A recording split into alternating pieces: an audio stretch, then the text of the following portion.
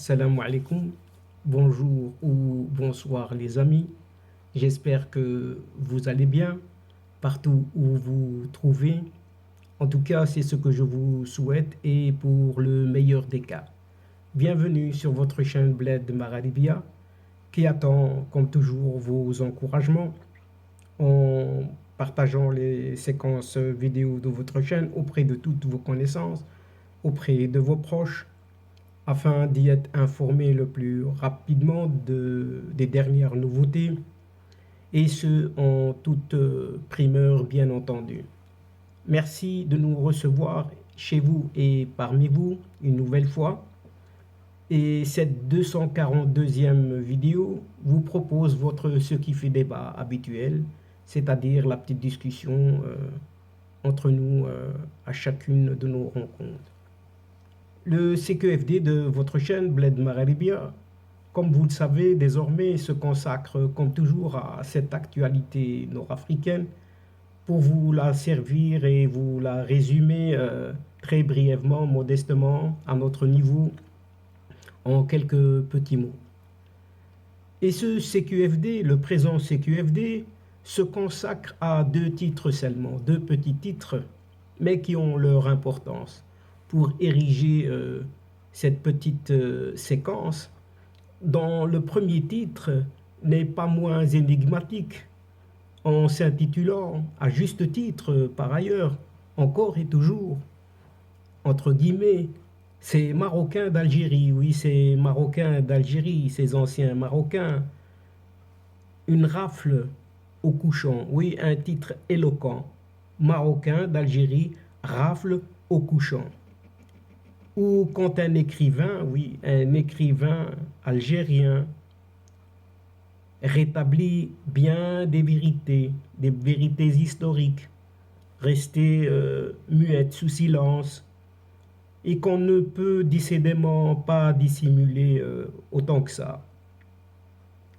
Le second titre et dernier titre de cette séquence donc, de la présente séquence, évoque cette fuite au Maroc des fortunes tunisiennes. Oui, vous avez bien entendu, il y aurait des fuites de fortunes tunisiennes vers le Maroc en raison d'un certain climat sociopolitique et économique tendu, très tendu. Et les hommes d'affaires et leurs familles fuient la Tunisie tout simplement pour s'installer au Maroc, aux Émirats arabes unis ou encore en France. Mais, par ailleurs, oui, par ailleurs, j'allais l'oublier, des entreprises tunisiennes, oui, des entreprises tunisiennes s'installent aussi de plus en plus au Maroc pour diversifier leur marché, estimant que le royaume marocain offre davantage et de meilleures encore de conditions de croissance.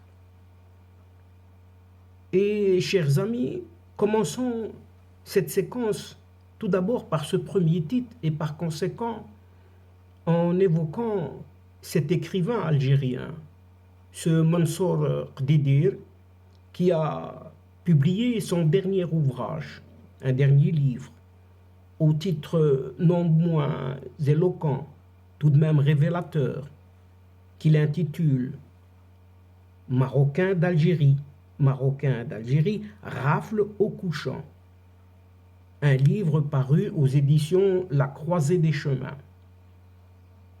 Ce livre, c'est un roman, au fait, de 344 pages, en petit format moyen, ventilé en 10 chapitres, revient sur cette affaire tragique et douloureuse de la déportation, oui, de la déportation, on peut l'intituler ainsi, et de l'expulsion de milliers de familles marocaines d'Algérie sous ce fallacieux motif d'être simplement, oui, simplement des Marocains. Rien que ça.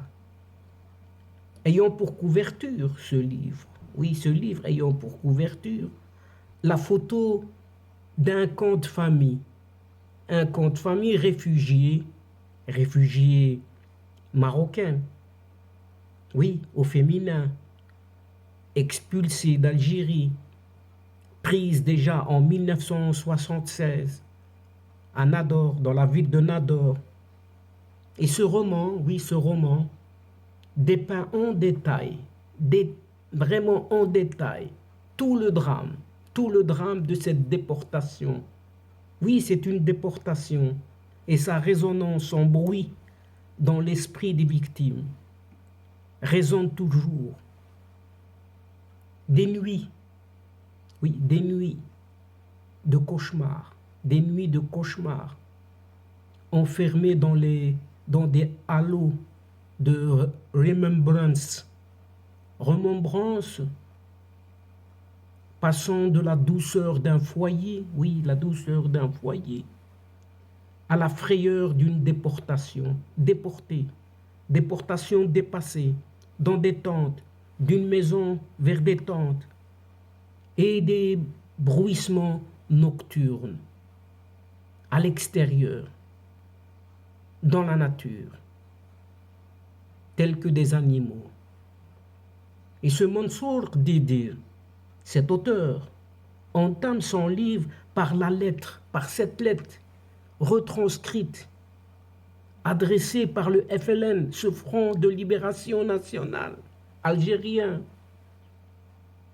Lettre adressée aux frères marocains, entre guillemets, avec un gros point d'exclamation, qui rapporte que si le peuple marocain a arraché son indépendance, la guerre de libération se poursuit encore plus dure en Algérie. En ce jour anniversaire, oui, en ce jour anniversaire du déclenchement de notre révolution, un certain 1er novembre, nous sommes assurés que vous exprimerez plus fortement que jamais votre solidarité à vos frères algériens. Est-il écrit dans cette lettre qui se conclut par des vive le Maroc, vive l'Algérie, vive le Maghreb arabe uni, des slogans, que des slogans. Dans la couverture ou sur la couverture du livre, l'auteur se questionne. Il se questionne, comme tout le monde par ailleurs, sur cet aveuglement du gouvernement algérien quant à cette déportation. Comment pouvait-il admettre qu'un seul homme, disons, ou qualifié de cette stature, ce Mohamed Ben Brahim Boukharbouba, oui, ce Mohamed Ben Brahim Boukharbouba, alias Houari Boumediene, qui avait pourtant accompli, paraît-il, de hauts faits d'armes à partir de la base d'Oujda, s'était engagé à côté de ses frères marocains, soi-disant pour la libération du Maghreb. Qui pouvait croire qu'un homme qui haranguait des foules, distribuait des terres aux petits fellahs, soi-disant nationaliser des exploitations pétrolières et minières appartenant aux compagnies multinationales et défendant bec et ongles dans les tribunes tiers-mondistes les droits des peuples opprimés et puis mettre les pieds dans une boue, mais oui, dans une boue putride. Et le roman de cet auteur se focalise sur cette histoire tragique d'un certain Adil et de son père Allal. Oui, Allal, ce Allal connu pour avoir participé lui-même à la guerre de libération de cette Algérie, et qui furent pris d'effroi,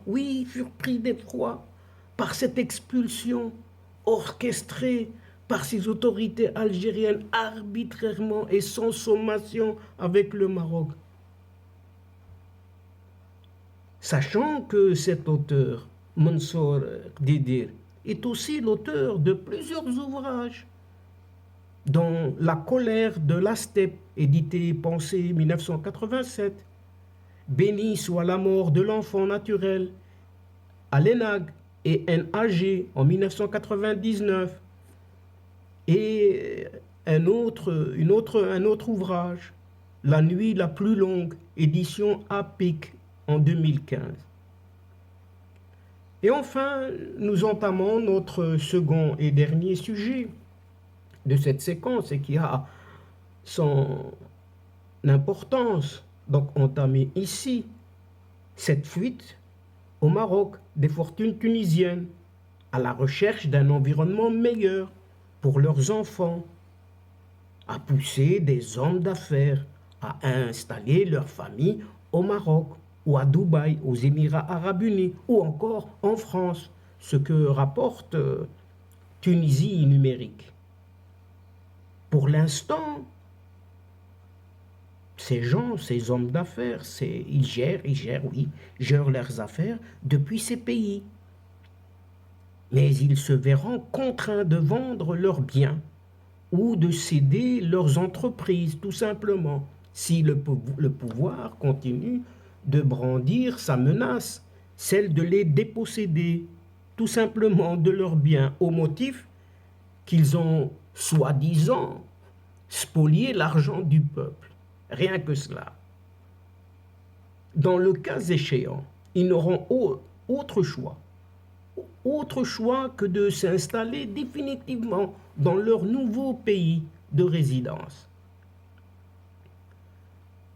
Et cette situation produira un impact négatif sur l'économie du pays, ainsi que sur la vie de la population elle-même, avec de milliers de salariés qui pourraient se retrouver tout simplement au chômage, sans travail.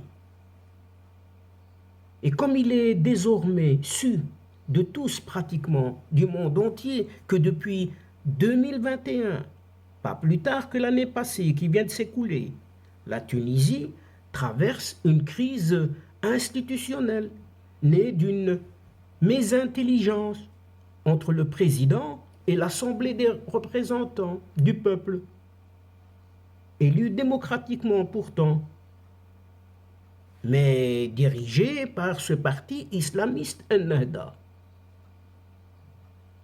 En juillet dernier, il n'y a pas longtemps, c'est un semestre seulement, ce président de Kais Saïed avait suspendu le Parlement. Et cette suspension s'est prolongée, sine die, dans la nuit du 23 au 24 août dernier. Et depuis, des manifestations anti-Kais Saïed s'organisent dans le pays. Et c'est dans ce climat que des opérateurs économiques tunisiens affluent de toutes parts au Maroc, puisqu'ils semblent avoir jeté leur dévolu sur le royaume marocain pour fructifier leurs affaires. Et la tendance se confirme. Oui, la tendance se confirme de plus en plus, à en croire certains cabinets d'affaires marocains qui assurent que depuis quelques semaines, des opérateurs tunisiens sont en quête d'opportunités de croissance au Maroc. Ceux qui sont déjà présents, les Tunisiens, les hommes d'affaires tunisiens qui sont déjà présents sur le marché marocain, cherchent à y développer leurs activités, et d'autres opérateurs tunisiens, présents notamment dans les domaines de textile et du BTP, à savoir les bâtiments, travaux publics, envisagent également de s'installer au Maroc et surtout à Casablanca, fait savoir les inspirations écho.